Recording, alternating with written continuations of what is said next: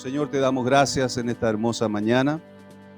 Gracias por el tiempo de alabanza, Señor. Gracias por el tiempo en que podemos nosotros unirnos en comunión, Señor, y adorarte, porque, Señor, para eso fuimos llamados, para convertirnos en un pueblo de alabanza, un pueblo de adoración, un pueblo que no tenía a Dios, no tenía esperanza, no tenía a Cristo, pero hoy, Señor, levantamos nuestras voces en alabanza, en adoración, porque desde lo más profundo de nuestros corazones, Señor, estamos llenos de gratitud, llenos de alabanza, Señor, porque un día Cristo Jesús transformó nuestras vidas, nos dio vida eterna, el perdón de nuestros pecados, la esperanza de un día morar en el cielo por la eternidad.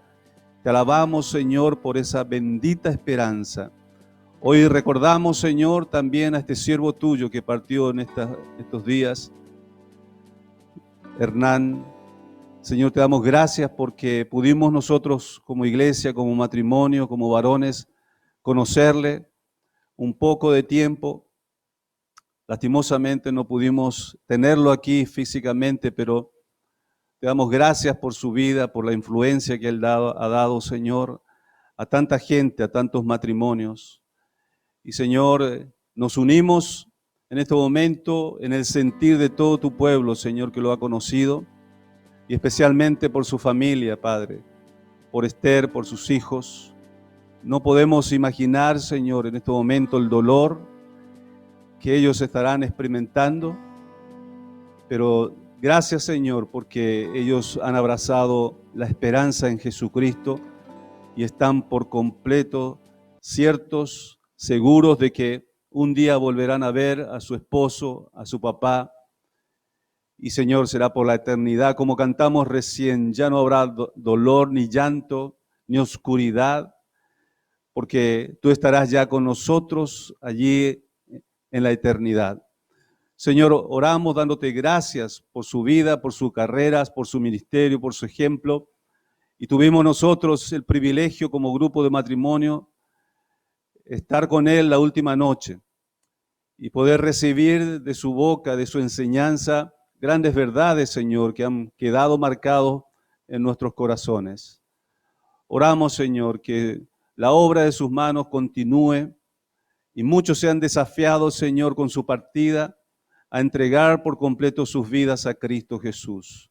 Otros quizás que no te conocen, Señor, esta partida pueda ser un golpe para sus vidas, para entregar sus corazones, sus almas a tu Hijo Jesucristo. Oramos, Señor, por Esther, oramos por sus hijos, fortalece sus vidas, consuélale, Señor. Tú que eres el Dios de toda consolación, sabemos que tu gracia sobreabunda en momentos así, Señor. Por eso, confiados estamos, Señor, que ellos estarán protegidos, cuidados, y que también como iglesia queremos ser parte de esta ayuda para ellos, Señor, levantando una ofrenda de amor en esta mañana. Oramos, Señor, pidiendo tu bendición, tu ayuda en este tiempo de tu palabra. Háblanos por medio de tu palabra. Y una vez más, Señor, muy agradecidos estamos porque podemos por fin, después de 7 meses, estar en tu casa, Señor, aquí, reunidos de forma física, presencial, y escuchar las voces de alabanza, de oración, Señor, que no tiene comparación. Te alabamos, Señor, te bendecimos y ponemos en tus manos este tiempo, nuestros corazones, nuestras mentes, que podamos estar concentrados, Señor, que el enemigo no nos distraiga, Señor, con los sueños, con preocupaciones de afuera, sino que estemos enfocados, Padre Santo, a la voz del eterno Dios, el autor de la vida, el autor y creador de todas las cosas. Hoy, Señor, tú nos quieres hablar y háblanos, Señor, porque tu siervo oye en esta mañana. En el nombre de Jesús oramos. Amén. Muy bien, al finalizar, por favor, vamos a recoger una ofrenda de amor para la familia Chica. Estuve ayer conversando con la hermana Esther, la viuda, y doy gracias a Dios por la fortaleza que el Señor le está dando, pero también queremos ser parte en gratitud también por lo que fue de bendición para nosotros, Hernán y también Esther, y es correcto que como iglesia podamos también extender nuestro brazo y nuestro abrazo en este momento para ellos. Amén. Entonces, por favor, si por ahí me olvido, recuérdeme de la ofrenda.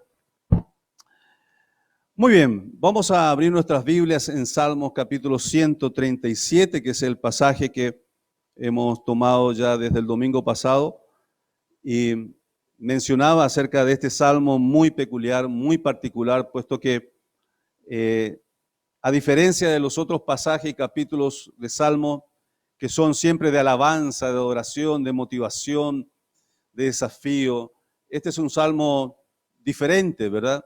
Es un salmo que muestra una realidad, una verdad a la cual el pueblo de Dios muchas veces cierra sus ojos y sus mentes y no cree, no piensa que todo aquello que Dios nos advierte por causa de nuestra desobediencia va a acontecer.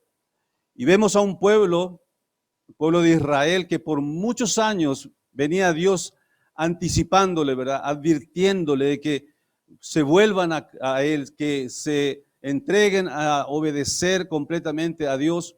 Y vimos nosotros en los estudios que tuvimos acerca de la historia de los reyes, cómo Dios iba deteniendo ese juicio, ¿verdad? Ese castigo, cuando se levantaba un rey que temía a Dios, que amaba a Dios y obedecía al Señor.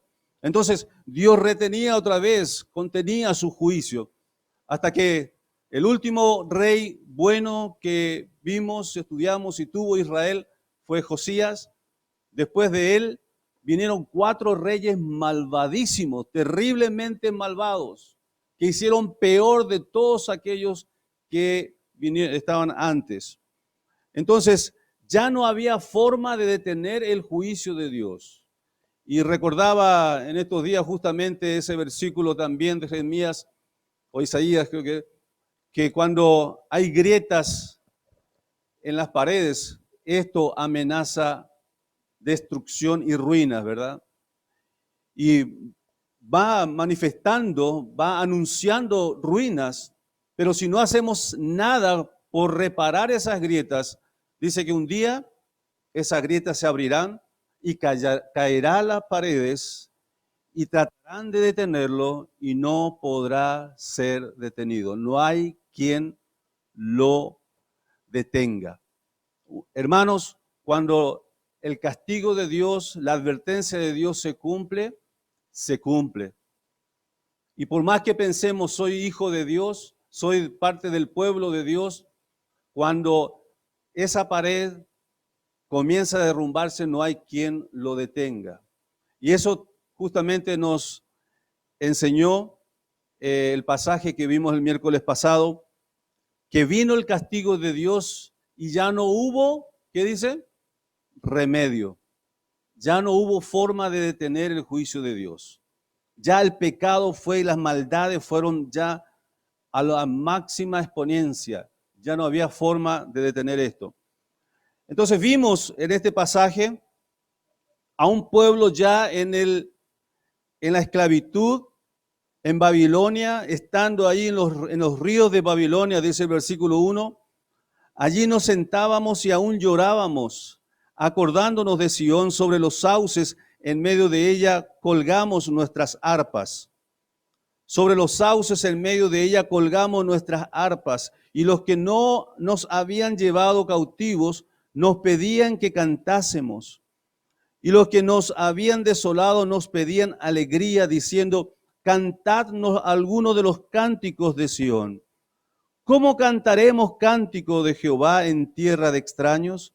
Si me olvidare de ti, oh Jerusalén, pierda mi diestra su destreza, mi lengua se pegue a mi paladar, si de ti no me acordare, sino enalteciere a Jerusalén como preferente asunto de mi alegría. Oh Jehová, recuerda contra los hijos de Edom el día de Jerusalén, cuando decían arrasadla, arrasadla, hasta los cimientos. Hija de Babilonia, la desolada, bienaventurado el que te diere el pago de lo que tú nos hiciste. Dichoso el que tomare y estrellare tus niños contra la peña. Esta era la expresión de un pueblo ya en proceso de arrepentimiento. en proceso de humillación, en proceso de buscar nuevamente a Dios con todo su corazón. Entonces vemos aquí que los judíos, Israel esclavizado, estaban listos para descolgar sus arpas de los sauces llorones. ¿Y por qué empezamos a analizar el domingo pasado? ¿Por qué decimos y pensamos que Israel, los judíos ya estaban listos para descolgar sus arpas de los sauces? En primer lugar, vimos porque ellos se despertaron a la verdad, despertaron a la realidad acerca primero de la presencia de Dios. Cuánto anhelaban otra vez estar en Sión, cómo extrañaban Sión, donde se encontraba el templo de Dios, donde representaba la presencia de Dios, la adoración al verdadero Dios. Y luego vimos que también ellos despertaron a la verdad acerca de la comunión con sus hermanos. A pesar de que venían babilonios, los guardias, queriendo que ellos cantasen los cánticos de Sión, los cánticos de alabanza a Jehová, ellos no deseaban esa compañía, porque eran paganos, y ellos sabían que ellos venían para burlarse de ellos. Entonces sufrían, imagínense el sufrimiento de la realidad de estar experimentando las consecuencias, resultados de la desobediencia y del pecado de sus vidas, como pueblo. Y tener que soportar también la compañía de idólatras, paganos, mundanos, que se burlaban pidiendo, vamos, diviértanos, canten sus cánticos como lo hacían allá en Jerusalén. A ver si pueden brillar como brillaban en Jerusalén. Este era el tono de la petición de los babilonios. Pero ellos anhelaban estar en Sión, en compañía de sus hermanos, alabando al verdadero Dios.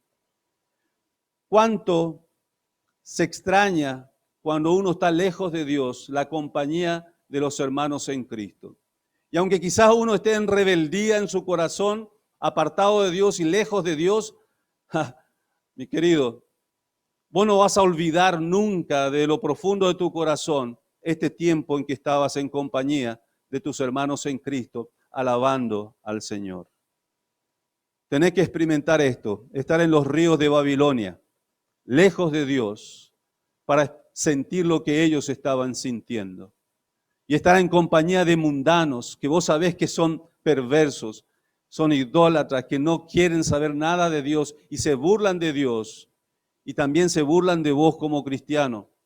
Y vos en condición de apartado, de rebeldía, estás en el fondo de tu corazón, quizás por tu rebeldía y tu orgullo, no quieras confesarlo con tu boca, pero hay un sentir, una realidad, una verdad en el fondo del corazón, que un hijo verdadero de Dios, apartado de Dios, es la persona más desubicada en este mundo, porque sufre la ausencia de la presencia de Dios, la ausencia de la compañía de sus hermanos en Cristo, y sigue resistiéndose, viviendo, tratando de vivir en un mundo con compañías mundanas.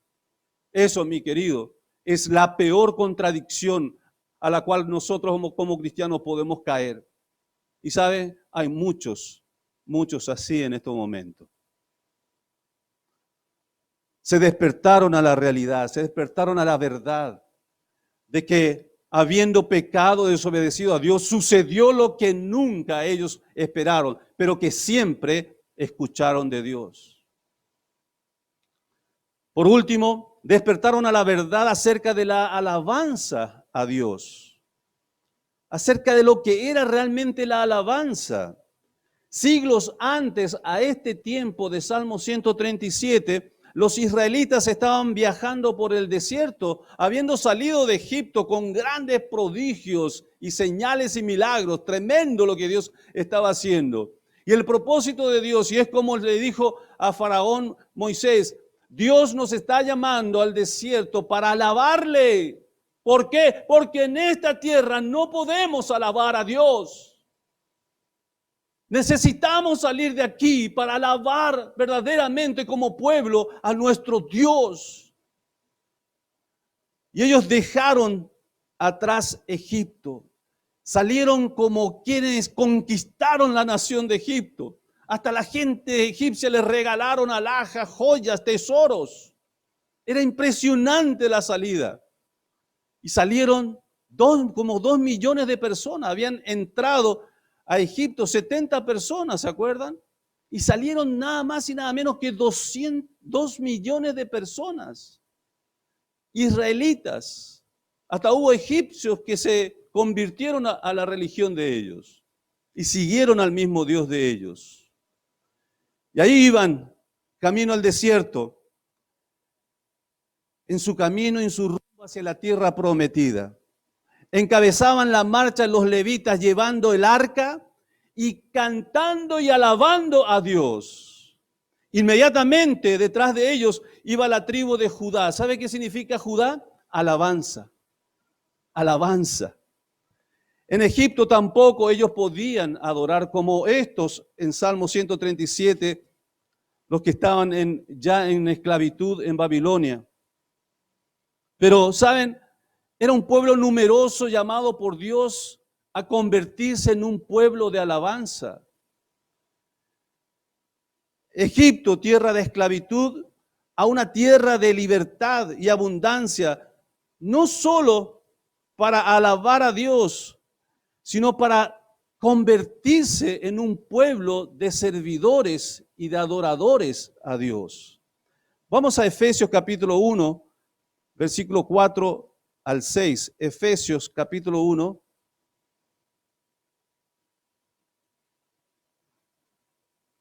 Versículo 4 al 6.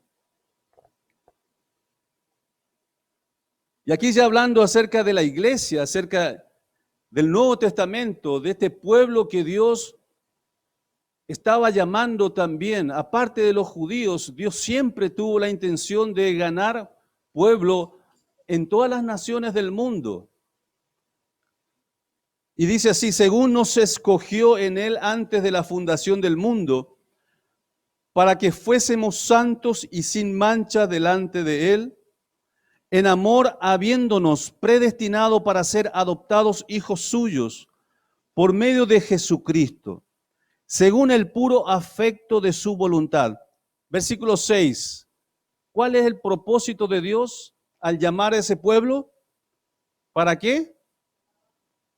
Para alabanza de la gloria de su gracia con la cual nos hizo aceptos en el amado, en quien tenemos redención por su sangre, el perdón de pecados según la riqueza de su gracia. ¿Para qué nos llamó el Señor? ¿Para qué nos predestinó el Señor? ¿Para qué nos escogió el Señor? Para transformarnos en un pueblo de alabanza. Un pueblo que celebra con júbilo sus fiestas era realmente Israel. El Jerusalén era el centro de la adoración y de las fiestas, donde se celebraban esas fiestas de recordatorio, de memoria de las grandezas de su Dios. Era un espectáculo esos días de fiesta. Se llenaba Jerusalén. ¿Por qué? Porque venían extranjeros a observar, a presenciar ese espectáculo de alabanza, de adoración, de fiesta al Dios de Israel. Y para los extranjeros que eran paganos, eran politeístas, que tenían muchos dioses, venir a Jerusalén y encontrarse con un pueblo que adoraba a un solo Dios. Y que además tenían otro estilo de adoración totalmente diferente. Y que veían los rostros de ellos, de los judíos, adoración verdadera, con júbilo, con alegría. Esto, hermanos, era famoso en todas las naciones. Yo creo que muchos extranjeros soñaban con conocer las fiestas en Jerusalén. Y venían a Jerusalén y eran impactados. Cuando la reina de Saba, ¿se acuerdan en la historia bíblica? Ella escuchó la fama de Israel, el tiempo de Salomón, y ella quiso ir a conocer. Y al conocer y al ser impactada ella por todas las cosas que vio en Jerusalén, y además las fiestas solemnes y la alegría, el júbilo de un pueblo adorando al verdadero Dios, ella dijo a Salomón, ¿sabe, rey? Ni siquiera la mitad me han contado acerca de Israel. Era famoso Israel por su alabanza. David había organizado un coro y una orquesta, pero tremendamente grande, con centenares de músicos para alabar a Jehová. Se cree que en algunas ocasiones el templo fue rodeado por más de 100,000 personas. Por más de 100,000 personas ahí viendo e impactándose en la alabanza que el pueblo de Dios elevaba a su Dios. Así que, hermanos, cuando los israelitas se reunieron para cantar alabanzas a Dios, el mundo se enteraba de esto. El mundo era estremecido, impactado por la alabanza del pueblo de Dios. Sí, mis hermanos, ese es el pueblo verdadero de Dios. Un pueblo que sabe alabar a su Dios. Y así debe ser conocido hoy también por su iglesia, ¿verdad?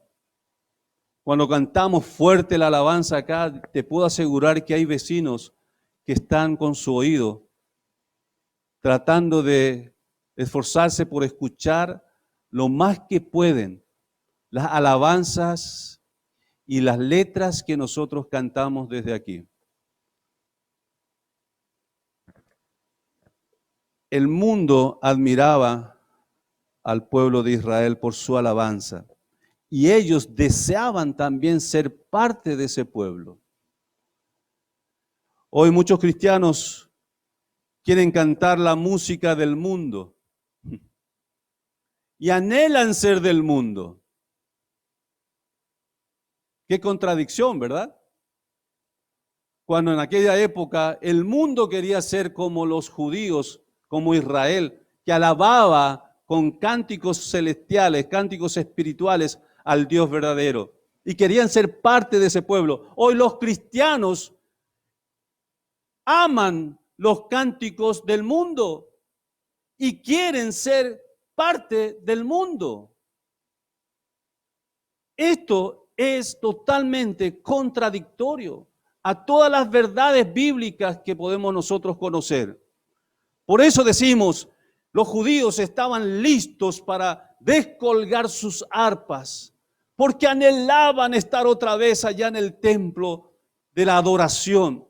Anhelaban estar en la compañía de sus hermanos y ¿qué? Alabarle a Dios. Porque esto es síntoma de un verdadero temeroso de Dios, de un hombre y una mujer que ama y teme verdaderamente a Dios. Ahora vemos dos verdades acerca de la alabanza. Hay dos verdades muy importantes que tenemos que entender acerca de la alabanza. En primer lugar, no es posible alabar a Dios con pecados pendientes. No es posible alabar a Dios con pecados pendientes, pecados que no han sido confesados y arreglados delante de la presencia de Dios y por la sangre de Cristo. A mí realmente me preocupa cuando veo jóvenes y hasta adultos que tienen años en el Evangelio y no cantan alabanzas a Dios. Y puedo verlos. Yo te veo, hermano, hermana, cuando estás aquí, si estás alabando a Dios. Y me preocupa cuando noto que jóvenes o adultos no están alabando y cantando, abriendo su boca para alabar a Dios. No sé qué pensarán, quizás dicen, soy tan malo cantando que no quiero que ni mi vecino me escuche. ¿Sabe? Mi papá cantaba horriblemente. Pero era la voz que más se escuchaba en la congregación. ¿Sabes por qué? Porque él estaba lleno en su corazón de alabanza y de amor a su Señor. Estaba tan lleno que nadie podía taparle la boca para alabar al Señor. Era maravilloso verlo cantar y alabar al Señor. Porque estaba lleno de gratitud y de adoración a Dios. Menos mal que mi mamá estaba ahí, con su voz de ángel, ahí le le cubría a mi mamá, a mi papá, ¿verdad? Y hacían una pareja, un coro de ángeles los dos. Pero es maravilloso cuando el pueblo de Dios, los hijos de Dios alaban. Es maravilloso. Porque la gente que no tiene esa alabanza en su corazón puede mirarte a vos y decir, ¿cómo quiero cantar así? ¿Cómo quiero sentir lo que esa persona está sintiendo en ese momento?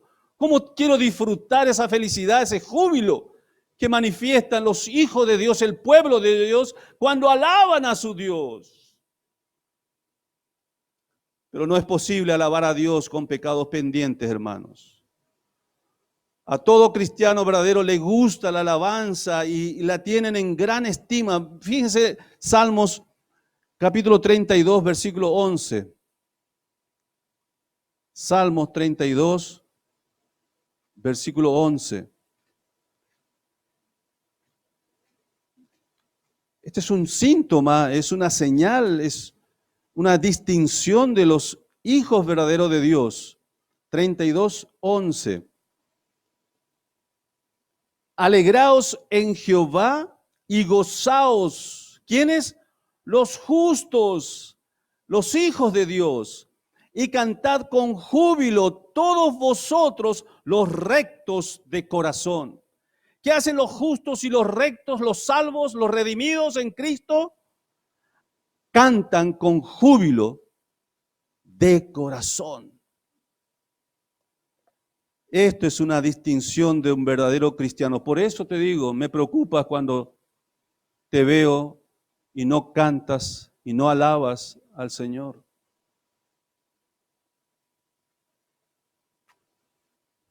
Y esto es conocido también por el mundo. El mundo puede reconocer a una iglesia por su alabanza. El mundo reconoce y es estremecido por la alabanza del pueblo de Dios, de los hijos de Dios. Pero cuando el creyente cae en pecado y en la oscuridad su arpa cuelga otra vez del sauce y no puede cantar el cántico del Señor porque está en tierra extraña, su corazón está en otro lugar donde no debe estar. Está en terreno extraño y no puede cantar, no puede alabar a Dios. Así que mi querido hermano, hermana, si no puedes cantarle y alabarle al Señor con todo tu corazón, tienes que hacerte esta pregunta: ¿por qué no puedo alabar a mi Dios? ¿Por qué no puedo alabar a mi Dios? Si esto es una distinción de los hijos verdaderos, de los redimidos en Cristo. ¿Cómo perdemos esta canción y esta alabanza? Primera, puede ser por el desánimo, que es muy común en nosotros los seres humanos pecadores. Por tantas decepciones que pasamos, nos vienen los desánimos. Expectativas que no se cumplen, nos vienen los desánimos. Si Dios no puede proteger su propio templo, poco podrá protegerme a mí. Este habrá sido el pensamiento de los judíos allá en Babilonia. Y esto también era lo que intentaban los babilonios meter en la mente de ellos. Si Dios y su Dios permitió que fueran esclavos y se destruyese su templo y toda su ciudad, entonces olvídense de ese Dios, porque si Él no pudo proteger a su pueblo y a su templo, menos va a protegerla a ustedes. Y en una condición en la que estaban los judíos esclavizados, hermanos, y en situaciones críticas también, vos y yo podemos llegar a pensar lo mismo. ¿Por qué Dios permite que pase por esto? Dios se ha olvidado de mí, Dios me ha abandonado. Y ahí comenzamos a cuestionar a Dios. Entonces caemos en el desánimo. Es posible que en muchas ocasiones este haya sido el pensamiento de los babilonios. Pero también, ¿por qué perdemos la alabanza y nuestra canción del Señor? Por pecados. David clamó en el Salmo 51, versículo 12, diciendo: devuélveme el gozo de tu salvación. después de haber pecado, después de haber caído en adulterio, él dijo y expresó esto a su Dios: devuélveme el gozo de tu salvación. No perdió su salvación, pero sí la alegría de una persona salva. ¿Sabes que podés ser salvo, pero perder el gozo de un salvo, de una persona salva? Podés ser creyente, podés ser salvo, pero podés ser una persona que ha perdido el gozo de su salvación. Y en Salmos 32, fíjense lo que dice en Salmos 32, versículo 3. Mientras callé, se envejecieron mis huesos, en mi gemir todo el día, porque de día y de noche se agravó sobre mí tu mano. Se volvió mi verdor en sequedades de verano. Mientras callé, se envejecieron mis huesos, en mi gemir todo el día, porque de día y de noche se agravó sobre mí tu mano y se volvió mi verdor en sequedad de verano. Esta es la expresión del sufrimiento de David en una vida de pecado sin confesar. Estaban secos y estaban débiles. Los judíos estaban pasando por esa experiencia de sequedad después del verdor de sus vidas en Jerusalén. Se convirtió aquel verdor en sequedad de verano. Le dolía, se envejecieron sus huesos. Ellos estaban así, hermanos, ya no tenían deseos de cantar y dejaron de hacerlo, estaban lamentándose en vez de cantar. Las canciones pertenecían ya al pasado. Cuando estaban bien con su Dios, así podían cantar y alabar a su Dios. Pero los judíos no podían hacerlo allí por el alto grado de culpabilidad que sentían por sus pecados. No era el momento, no era el lugar, no estaban dadas las condiciones, pero sí se estaba abriendo una gran puerta de esperanza. Estaban arrepintiéndose de sus pecados. Se estaban despertando a la verdad en cuanto a la alabanza a Dios. Hoy hay multitudes de cristianos que han colgado sus arpas en los sauces llorones, hermano. Han perdido sus canciones y están repitiendo siempre las mismas lamentaciones. Mi pregunta para vos en esta mañana: ¿has perdido tu canción? ¿Has perdido tu alabanza a Dios? Trata de recordar la alegría cuando fuiste salvo, salva.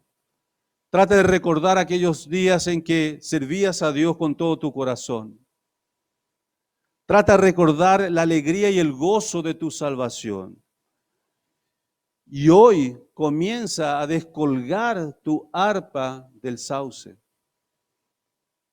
Arrepiéntete de tus pecados. Reconoce el por qué estás así en esa condición. Tus arpas están colgadas allá en el sauce. Es tiempo de descolgarla. Alguien decía esta frase y es tan impactante: hay una tierra aún más extraña al cántico del Señor que la tierra del pecado no perdonado o el pecado no confesado. Y esa es la tierra del pecado no abandonado. Esa es una tierra extraña, peor que la anterior.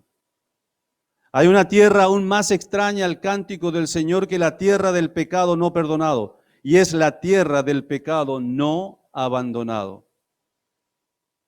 Es impresionante, pero sí, es verdad. Hay cristianos que van a vivir toda su vida en la tierra teniendo pecado sin confesar. Y así es como se convierten en personas con sus arpas colgadas toda su vida en los sauces y se pasan llorando y lamentándose toda su vida, llevando una vida mediocre delante de Dios. Estos hermanos han decidido vivir una vida de pecado no abandonado. Primera verdad sobre la alabanza. No es posible alabar a Dios con pecados pendientes. Segunda verdad. Es posible alabar a Dios en medio de aflicciones y de pruebas. Amén. ¿Es posible? Sí, es posible. Es posible vivir una vida de alabanza a Dios aún en medio de aflicción y de angustia. Ayer, mientras chateaba con Esther, en medio de esa tremenda experiencia de haber perdido a su esposo, físicamente, pero ella sabe en lo profundo de su corazón que eternamente no lo ha perdido. Pero notaba tanta convicción y firmeza en su corazón y la esperanza que ella había abrigado, que terminaba diciendo en su comunicación: yo quiero darte gracias, pastor, y a la iglesia porque nos han dado esa oportunidad de haber compartido con ustedes. Y te puedo asegurar que Hernán estaba muy feliz por haber compartido con ustedes. La alabanza no para cuando hay un corazón agradecido, cuando hay un corazón cerca de Dios, cuando está disfrutando de la presencia de Dios. Un corazón está lleno de alabanza y expresión de alabanza, que por más que pase los peores momentos de aflicción y angustia, esa boca y ese corazón no para de alabar a Dios. Hermanos, nuestros sentimientos naturales son contrarios a la alabanza del Señor. Nuestra carne lucha contra esto constantemente. Algunos por estar en gran tribulación o perdimos a un ser querido, estamos ansiosos por alguna deuda o estamos ansiosos por necesidades que estamos pasando en el diario vivir. Hay tensiones en la familia, en el trabajo, etcétera. Hermanos, esto no va a parar tampoco, las aflicciones de la vida. El Señor nos anticipó esto. En el mundo tendréis aflicciones. ¿Qué parte no entendemos nosotros? ¿Qué parte no entendemos de que en esta vida vamos a pasar por aflicciones? El Señor mismo nos anticipó. Pero esto no quiere decir que esto nos va a robar nuestra alabanza a Dios, nuestro servicio a Dios. Y ahí termina el Señor diciéndonos: pero no temáis, porque yo he vencido al mundo. Amén. Podemos abrazar esas verdades, esas promesas del Señor. Podemos creerla, podemos abrazarla y hacerla parte de nuestra vida, pero depende justamente de mi sinceridad, de mi corazón transparente delante de Dios, de mi determinación de descolgar mi arpa del sauce. El canto de Israel no era simplemente un espectáculo para hacer una presentación nada más. Estos cánticos, estas alabanzas, nacían de su relación personal con su Dios. Era el resultado de su relación personal con su Dios. En conclusión, si no tienes una vida de relación personal con tu Dios, no vas a alabar. No vas a tener nada que cantar. Por eso el mundo se estremecía cuando veía a Israel en Jerusalén alabando a su Dios, con tanto júbilo, con tanta alegría y gozo, porque ellos estaban llenos de gratitud a su Dios. ¿Cómo podemos cantar al Señor en condiciones adversas? Santiago 1, versículo 2 dice que tenemos que tener por sumo gozo cuando nos hallemos en diversas pruebas. Y esto habla de multicolores de situaciones y pruebas que podemos atravesar, dice la palabra, y podemos hacerlo, tomarlo, tenerlo como sumo gozo. Con sumo gozo, porque estamos siendo probados por el Señor. Y podemos de esta manera alabar. Se pueden oír todavía los cantos procedentes de la arena del Coliseo Romano. Era uno de los testimonios, hermanos, más impactantes para todos los espectadores que venían al Coliseo para divertirse. viendo a los cristianos siendo devorados por los leones. Era un espectáculo para la mayoría, pero muchas personas, espectadores, quedaron totalmente impactados y se estremecían al ver a estos cristianos ahí lanzados en la arena, con los leones rodeándoles, a punto de devorarles. Ellos de rodillas, ¿qué hacían? ¿Qué hacían? Alababan al Señor, alababan a Dios.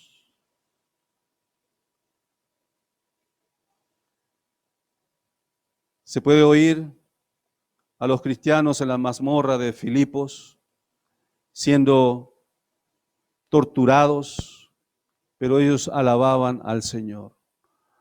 Recordamos a Pablo con los presos en la cárcel alabando al Señor, y el lugar se estremeció en medio de la alabanza de estos hijos de Dios. Se puede oír cánticos de alabanza al Señor delante de un lecho de muerte, de alguien que confió en el Señor. Se puede oír cánticos de alabanza en un funeral de alguien que amó y sirvió al Señor. ¿Cuánta diferencia hay en aquellos funerales donde no hay esperanza en Cristo Jesús? ¿Qué diferencia? No puedo olvidar el funeral de mi padre. Sí, había dolor de la ausencia, pero recordamos los himnos favoritos de mi padre y lo cantábamos con todo el corazón. Alabanza en medio del pueblo, atravesando los dolores y las aflicciones de este mundo. Hermanos, sí se puede. Hermanas, sí se puede. Usted puede alabar a Dios en medio de tensiones. Usted debe adorar a Dios. Debe alabar a Dios en medio de aflicciones y de tensiones y de necesidades. Porque es allí donde Dios comienza a derramar bendiciones en nuestras vidas. Es allí donde el corazón debe encenderse en alabanza a Dios.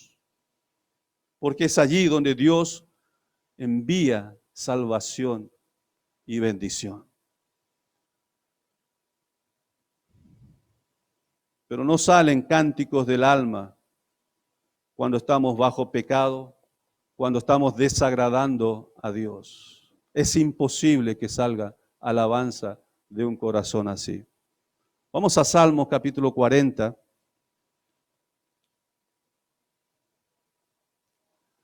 Pacientemente esperé a Jehová y se inclinó a mí y oyó mi clamor y me hizo sacar del pozo de la desesperación, del lodo cenagoso. Puso mis pies sobre peña y enderezó mis pasos. Puso luego en mi boca cántico nuevo, alabanzas a nuestro Dios. Verán esto muchos y temerán y confiarán en Jehová. Fíjense, aquí está hablando acerca de la redención, de aquella persona que estuvo en el pozo de la desesperación del lodo cenagoso y puso Dios sus pies sobre peña y enderezó sus pasos. Y luego dice que puso cánticos de alabanza. Esto es el fruto y el resultado en la conversión, en la redención. Cuando un pecador es arrepentido y es salvado, ese hombre pecador se transforma en un hombre de alabanza.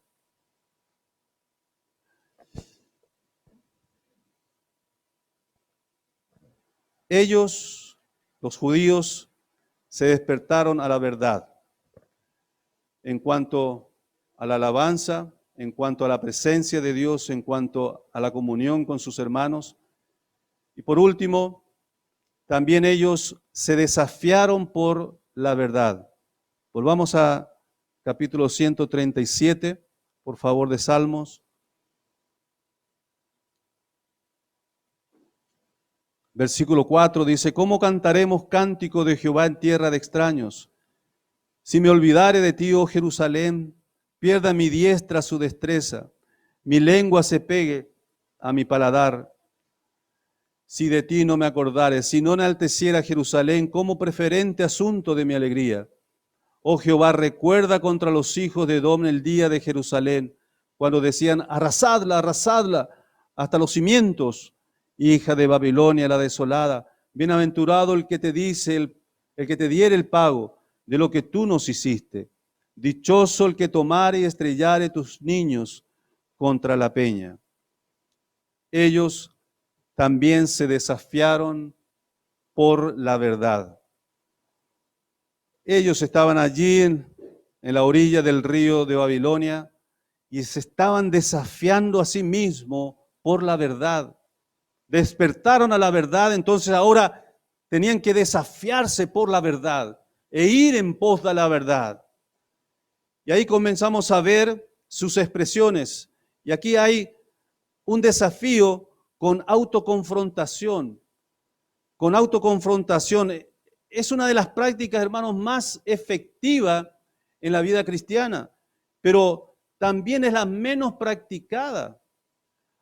Ahora, los incrédulos hacen muchas cosas que consideran normales, pero como creyentes nosotros no podemos permitirnos a nosotros actuar así. Y para ello, esta es la pregunta que siempre tenemos que hacernos a nosotros mismos. Es una autoconfrontación. ¿Cómo puedo yo hacer esto? Los judíos le dijeron a los babilonios, ¿cómo podemos nosotros alabar con cánticos de alabanzas a Dios en tierra extraña? Y esta es una pregunta que debiéramos hacernos todos los cristianos. ¿Cómo yo puedo hacer esto? No puedo porque es pecado, no puedo porque no agrada a Dios, no puedo porque va a ser de tropiezo a mis hermanos, no puedo porque va a ser de contaminación a mi vida. Hermanos, esta es la manera práctica de desafiarnos por la verdad. Es autoconfrontándonos. ¿Cómo puedo yo hacer esto? Y esto viene, hermanos, por una tierna conciencia, una conciencia sensible, un corazón sensible, porque ha sido regenerado y ha sido convertida esa persona. ¿Te has hecho esta pregunta en medio de tu vida de ajetreo, de afanes, de negocios, de trabajos, de búsqueda de ganancia para sustento de tu vida? Y en medio de ese ajetreo se presenta una situación, una propuesta que vos sabés que es indecente, que vos sabés que es una manera para ganar en forma deshonesta dinero. ¿Te has hecho esa pregunta en ese momento? ¿Cómo puedo yo, siendo hijo de Dios, aceptar este negocio? ¿Cómo puedo yo aceptar esto que yo sé que a Dios no le agrada? ¿Cómo puedo yo, siendo creyente, hijo de Dios, contaminarme con esto? ¿Cómo puedo hacer esto? ¿Cómo puedo yo traicionarle así a mi Dios? ¿Cómo puedo ensuciar el nombre de Cristo, el nombre de mi iglesia, el nombre de mi familia? Esto es autoconfrontación. En todo momento debiera existir esta pregunta. Cada minuto que estás yendo por el camino de tu trabajo, de tus quehaceres en la semana, deberías hacerte esta pregunta. ¿Cómo puedo yo ser contaminado? ¿Cómo puedo yo ser de tropiezo? ¿Cómo puedo ser yo una mancha en el testimonio de mi Señor Jesucristo, de mi iglesia, de mi familia? Esta pregunta tiene que estar permanentemente en el corazón, en la mente de un cristiano, porque esto es autoconfrontación. Pero sabe, el eslogan del cristianismo de hoy es este: asiste a la iglesia, escucha, obedece cuanto puedas, sin descuidar tus objetivos personales, de intereses personales y económicos. Haz lo que puedas.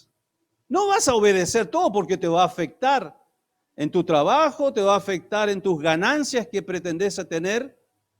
Porque, ojo, nadie va a hacer esto por vos. Vos tenés que hacerlo. Ese es el eslogan del cristianismo de hoy. Por eso hay creyentes de 10%, de 20%, de 30%, 50%, 60%. Por eso no hay consagración verdadera hoy en día. Por eso no hay sueños en un joven de ser un pastor, un misionero, una misionera. Porque están anclados en la tierra, en lo temporal y en lo material. Es un eslogan que está arrasando al cristianismo, hermanos. Y como pastor, muchas veces yo tengo que confrontar a mis hermanos en Cristo ante esta verdad, a la cual todavía siguen dormidos porque no despiertan. Pero pastor, ¿quién va a trabajar por mí? Pero pastor, si yo no trabajo, ¿quién va a hacerlo por mí? Y Cristo y Dios y sus promesas de sustento y abrigo que no faltará. ¿Dónde está? ¿Dónde lo metiste? ¿Dónde lo metiste? Entonces es una lucha permanente, hermanos, por mentes que están alquiladas por cosas terrenales y materiales. Es un eslogan que está avasallando, derribando argumentos bíblicos en la mente de los cristianos. Por eso hay demasiados cristianos sin pasión por predicar el Evangelio. Y esto vos podés hacerte una verdadera autoconfrontación haciéndote esta pregunta. ¿Cómo un hijo de Dios deja de predicar el Evangelio? ¿Cómo un hijo de Dios deja de tener pasión por las almas? ¿Cómo puedo permitirme eso? Autoconfrontate. ¿Cuánto hace que predicaste el Evangelio a alguien? ¿Cuándo fue la última vez que predicaste a alguien de Cristo, pero así, bien hecho? ¿Cuándo fue la última vez que sentiste en tu corazón el deseo de predicarle a alguien de Cristo? ¿Cuándo fue la última vez que deseaste servir al Señor en la iglesia, en alguna área de la iglesia? Vaya que tenemos mucho para autoconfrontarnos, ¿verdad? ¿Cierto? Por ahí hay una necesidad de ayuda con los niños. Desapareció en acción, ¿verdad? Pero sí decimos que somos buenos cristianos. Pero a la hora de autoconfrontarnos con estas verdades, ahí sí que perdemos. Ahí perdemos. Entonces, ¿qué porcentaje de cristianos sos? ¿10%? ¿20%? ¿5? Autoconfrontate. Autoconfrontate. Porque si no hay autoconfrontación, vas a seguir viviendo una vida cristiana mediocre. Y si te vas a convertir en un simple religioso.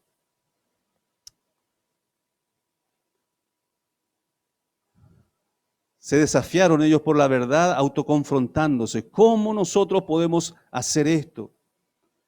Pero también hubo una autodeterminación. En segundo lugar, ellos se desafiaron por la verdad, autodeterminándose.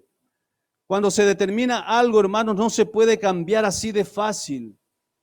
Hay un compromiso cuando me determino a hacer algo. Y saben, una persona madura, lo aprendimos en el grupo de matrimonio, una persona madura no tiene que ver con la edad, sino por el grado, el nivel de responsabilidad que asumió. No solo como esposo, como esposa, como padre, como madre, sino como hijo de Dios.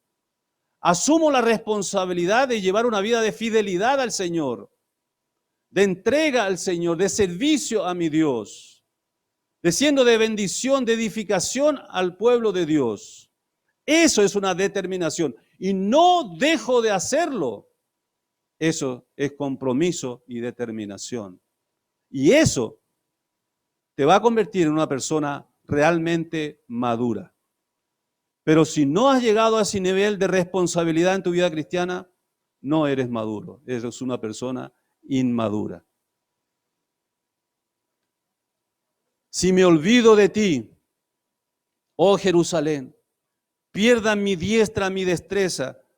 Esto significa si no te guardo el respeto que tu memoria merece, Señor, que pierda mi diestra, mi destreza. Que ya no pueda hacer nada con mis brazos, mis miembros. Que mi lengua se pegue a mi paladar. Fíjense la determinación de los judíos. Quede mudo sin hablar y sin cantar, si yo de ti me olvidare. Recordemos, Jerusalén era representación de la presencia y la adoración a Dios. Ellos están diciendo, si yo me olvidare de ti, oh Dios, de mi adoración a ti, de mi entrega a ti, si me olvidare de ti, Señor, que mi diestra pierda su destreza, que mi lengua se pegue a mi paladar. Si de ti no me acordare, si no te enalteciere como preferente asunto de mi alegría, ya no voy a tomar mi alegría con base a mi trabajo, con base ni a mi familia, con base ni a mi carrera, ni a nada en este mundo secular. La base de mi alegría eres tú, Señor. Es mi comunión contigo, Señor.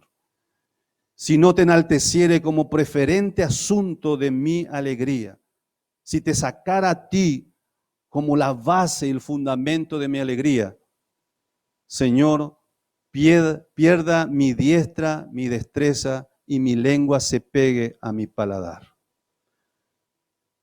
Si así era el apego de estos judíos por su tierra natal, hermanos, ¿cuánto más deberíamos amar nosotros a la iglesia de Cristo? Amén. ¿Cuánto más deberíamos nosotros amar? Porque Él derramó su sangre por nosotros, por su iglesia, para darnos vida eterna. Esta es la gran verdad por la cual nosotros necesitamos ser desafiados. Vivir para Cristo, para los propósitos de Cristo.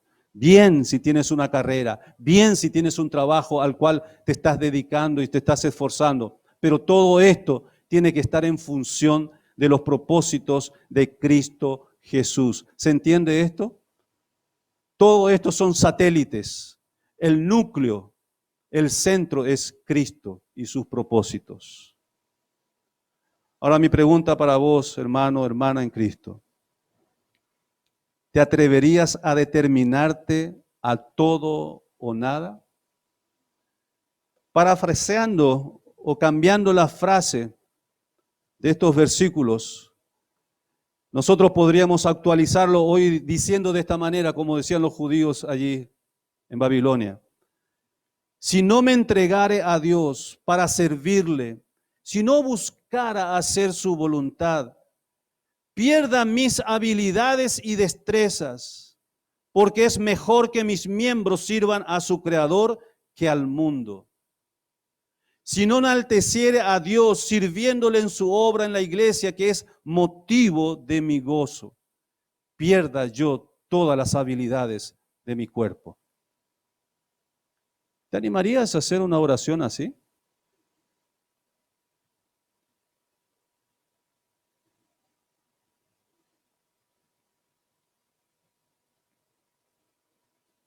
Señor, si no te glorificare yo con mi vida, pierda yo todas mis habilidades, pierda yo toda mi destreza física, pierda todo esto, Señor, porque no estoy dispuesto en mi corazón a usar este cuerpo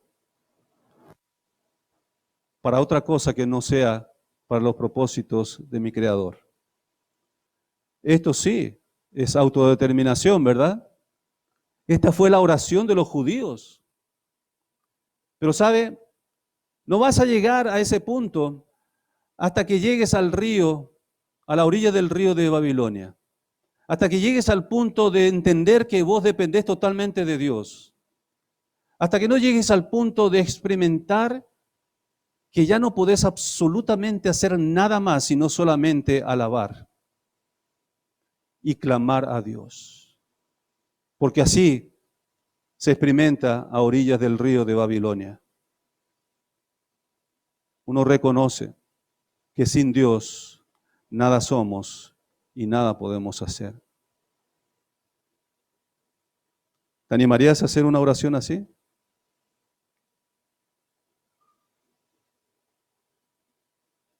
Señor,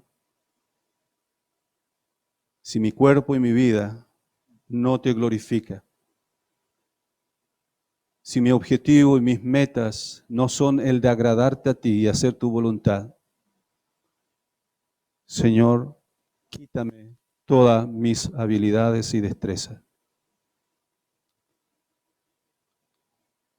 Esto es arrepentimiento, esto es autodeterminación. Y terminamos con la autonegación. Los últimos versículos se convierten en un salmo imprecatorio. Esto significa pedir a Dios justicia contra los enemigos del pueblo de Dios. Aquí se pide a Dios que se acuerde de las injusticias, atrocidades y daños que provocaron estos enemigos contra su pueblo Israel. Era un sentir muy comprensible considerando el cautiverio y el sufrimiento que ellos experimentaron cuando fueron invadidos en su propia tierra, sacudidos, destruidos sus templos, sus murallas, su ciudad, y fueron capturados, torturados, asesinados sus hijos. Fue terrible.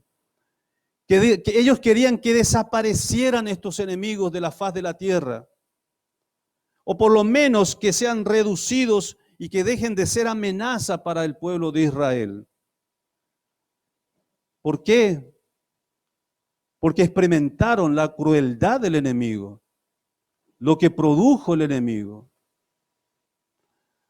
Ahora, si llevamos al plano de nuestra vida cristiana esto, lo aplicamos en el plano de la vida cristiana hoy. Hoy nosotros no tenemos, gracias a Dios todavía, enemigos físicos que pueden invadirnos aquí en nuestra propiedad y apresarnos a todos en cualquier momento por leyes. Y esto puede pasar en cualquier momento, como van las cosas. Pero ¿cuáles son nuestros enemigos hoy? Hay 3 enemigos, ¿verdad? ¿Cuáles?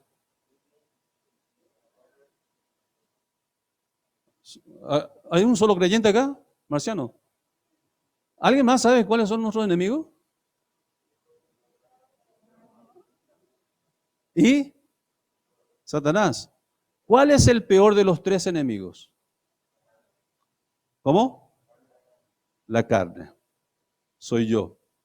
Tú te acuestas siempre y te levantas con tu enemigo. Con tu peor enemigo. Es tu carne, soy vos, es el yo. Esa naturaleza que se impone, que se revela contra de Dios.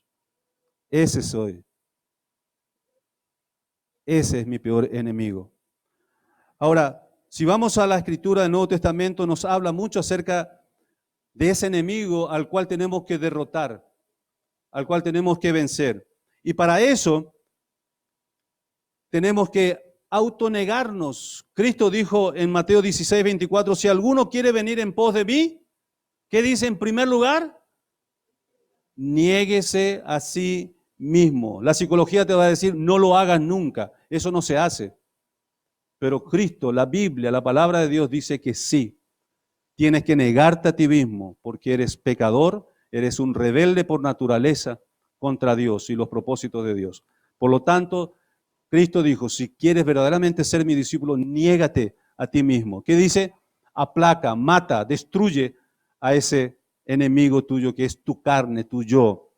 Después el apóstol Pablo dice en Gálatas 5:24 que debemos crucificar la carne con nuestras pasiones, con sus pasiones y deseos. Gálatas 5:16, andad en el Espíritu y no satisfagáis los deseos de la carne. Constantemente nos está hablando de este enemigo que tenemos que destruir, matar, crucificar.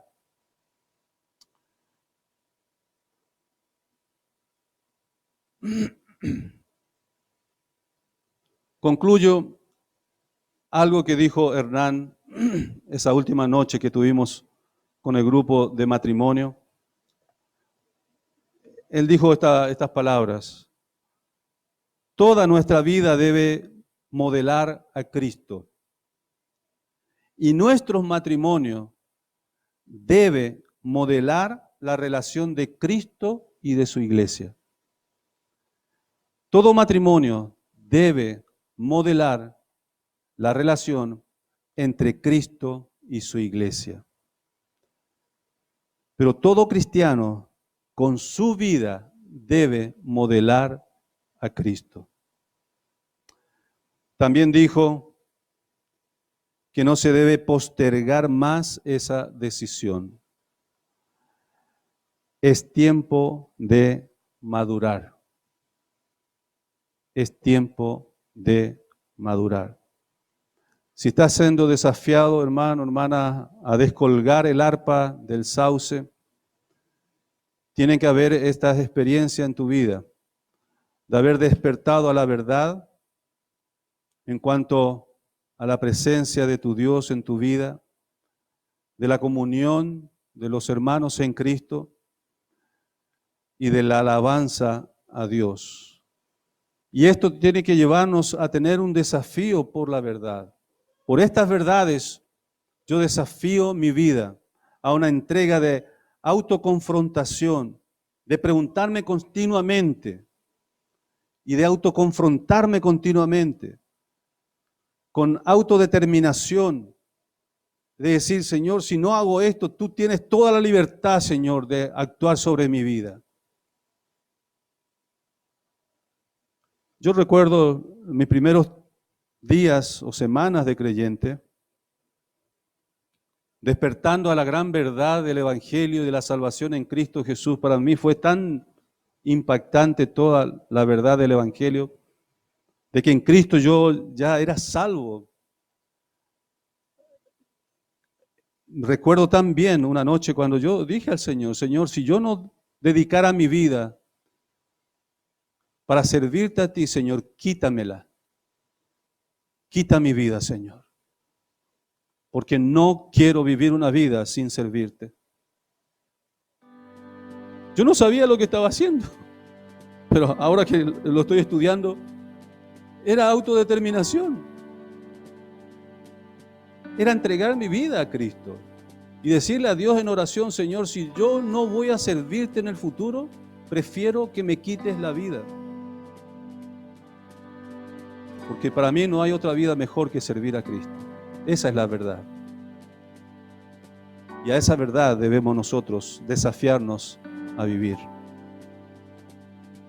Con autonegación constante, eso lo vas a vivir todos los días de tu vida. Te vas a tener que negar y negar y negar, crucificando la carne cada momento. Pero eso te va a dar un rumbo de verdadera satisfacción, de complacencia para tu Dios. Y allí, mi hermano y mi hermana, tenemos todo. Allí está todo. Vamos a inclinar nuestros rostros en actitud de oración.